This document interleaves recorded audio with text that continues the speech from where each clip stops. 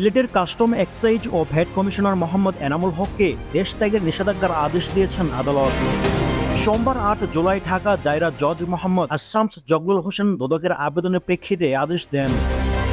দুদকের public prosecutor Mir Ahmed Ali সালাম এ ঘটনা নিশ্চিত করেন। এর আগে গত ৪ জুলাই এনামুলের ৮,৯৫,৪৫০০ টাকার জমি ও ফ্ল্যাট জব্দের নির্দেশ দিয়েছেন আদালত। ওই দিন মামলার তদন্ত কর্মকর্তা দুদকের উপপরিচালক ফারজানা ইয়াসমিন সম্পত্তি কোকের আবেদন করেন। ওই আবেদনে বলা হয় ৯,৭৬,৯৭,১৬০ টাকার জ্ঞাত আয় বহির্ভূত সম্পদ অর্জনের অভিযোগে এনামুল হকের বিরুদ্ধে দুর্নীতি দমন কমিশন মামলা দায়ের করে।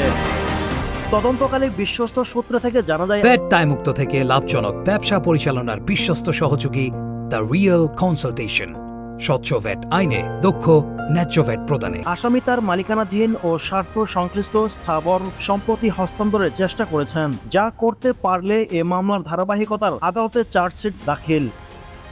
আদালতের বিচার শেষে সাজার অংশ হিসেবে অপরাধ লব্ধ আয় থেকে অর্জিত সম্পত্তি সরকারের অনুকূলে বাজেয়াপ্ত করা সহ সব উদ্দেশ্য ব্যর্থ হবে। তাই মামলার তদন্ত সম্পন্ন করে আদালতে চার্জশিট দাখিলের পর আদালতের বিচার শেষে সরকারের অনুকূলে সম্পত্তি বাজেয়াপ্তের সুবিধার্থে তথা সুস্থ তদন্ত ও ন্যায় বিচার প্রতিষ্ঠার স্বার্থে তার স্থাবর সম্পত্তি জব্দ করা প্রয়োজন। এদিকে জব্দকৃত সম্পত্তির মধ্যে গুলশানের জোয়ার সাহারায় ৬১ লাখ টাকার ৩ কাঠা জমি, খিলক্ষেতে ৭,৮৪,০০০ টাকার ৩৩% জমি, কাকরাইলে আইরিশ নূরজাহান কমন স্পেস সহ ১,১৭০ বর্গফুটের ফ্ল্যাট, যার মূল্য ২৮,৩০,৫০০ টাকা।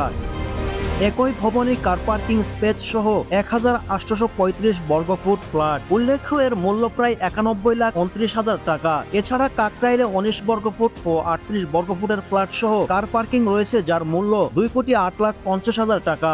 গাজীপুরে ৬২,৪০,০০০ টাকায় ৫ কাঠা জমি, মোহাম্মদপুরে ৩টি বাণিজ্যিক ভবনে ৪,০০০ বর্গফুটের 3টি স্পেস, যার প্রতিটি মূল্য ৭১,৩৫,০০০ করে। এছাড়া মোহাম্মদপুরে ১০,৯৬৫ বর্গফুটের স্পেস রয়েছে, যার মূল্য ২,৩৫,৯০,০০০ টাকা।